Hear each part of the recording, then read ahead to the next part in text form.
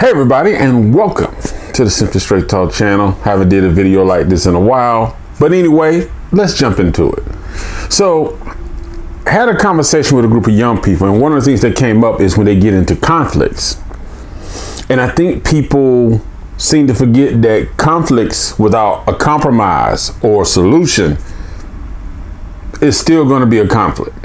And a lot of people, when we was having this conversation, they was talking about the conflicts they've had with different people, different situations.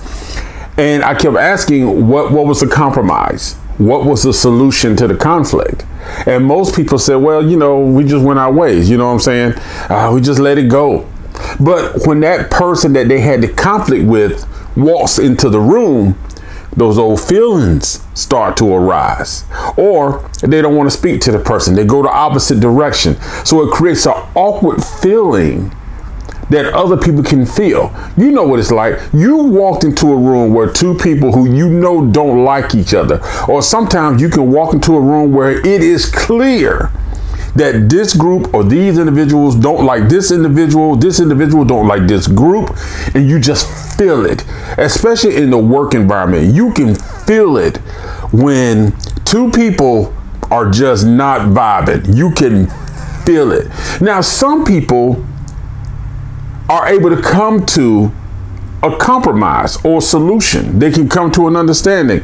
Listen, it's nothing personal. Your work ethics, I just don't feel up to par. So it's nothing personal against you. I can still work with you. I can still tell you what is going on or whatever. And then we can just move on. As long as we keep it work-wise, we don't have to be friends. We don't have to be social. Let's just keep the work train moving. Some people can do that. Some people, even as friends, can look at a person and say, listen, I know you cool with this person, but I just want you to know me and you are not cool. But I respect y'all guys have a friendship. We can still talk and we'll just keep it moving.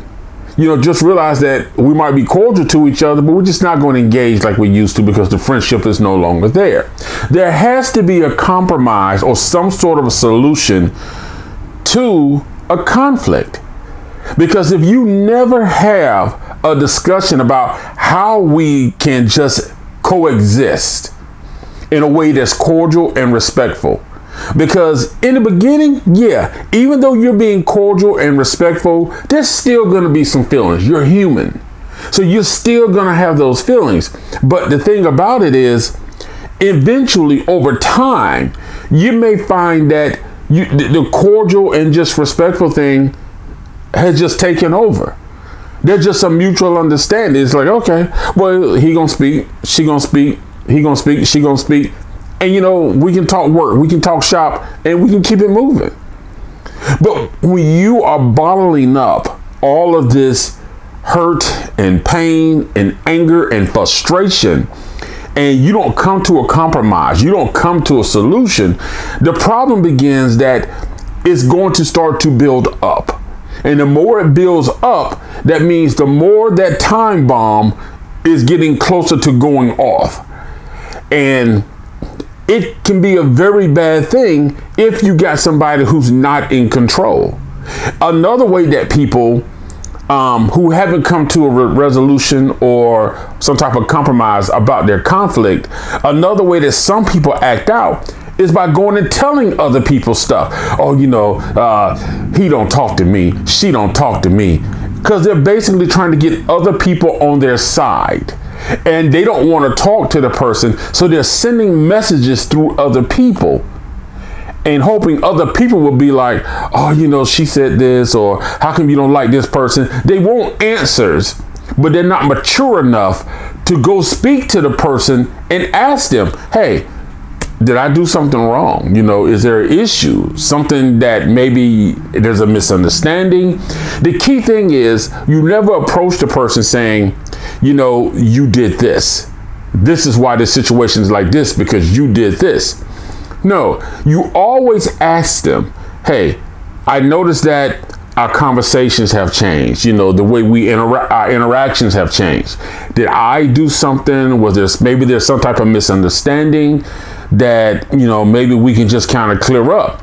And sometimes it really is a misunderstanding. Maybe that person did something and they think or assume the other person did it intentionally. Maybe somebody repeated something, which people often do, but they didn't repeat the whole story. They only told bits and pieces. That's why it's really important to really establish some form of compromise, some form of solution to a conflict. Because like I said, if you don't, you're the one who's going to be bothered and upset.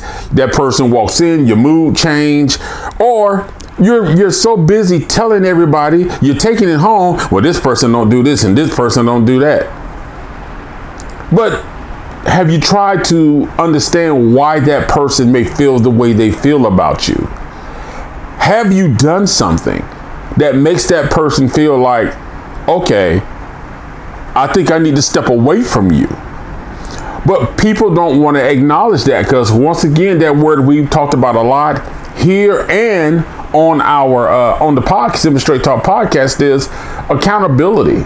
Accountability for you as an individual, how you deal with your friends, things you may have said. Everybody's different.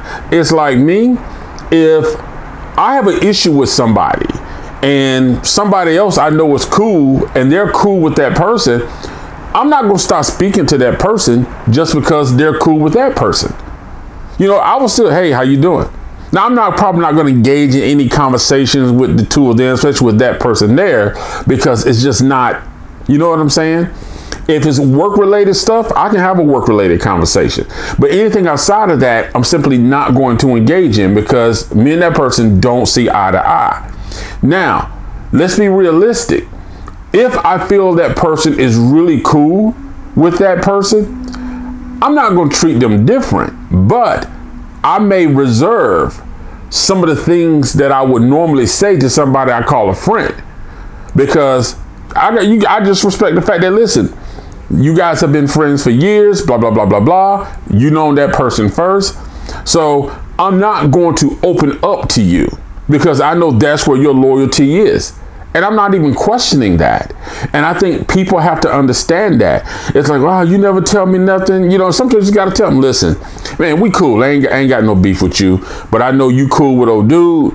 And me and old dude don't see eye to eye. So basically, it's just certain things I don't want to say, because I don't want that person in my business. And the other person should be like, you know what, I can respect that. If you feel like it, I promise you, if you tell me something, it's not going to get back to nobody. But I respect that, because normally a person is loyal to the person that they've known the longest. That's just my opinion. But that's the thing about it, man. It's like, if there is a conflict, you have to come to some type of resolution, some type of compromise between the two. Don't harbor anger and resentment and all these feelings.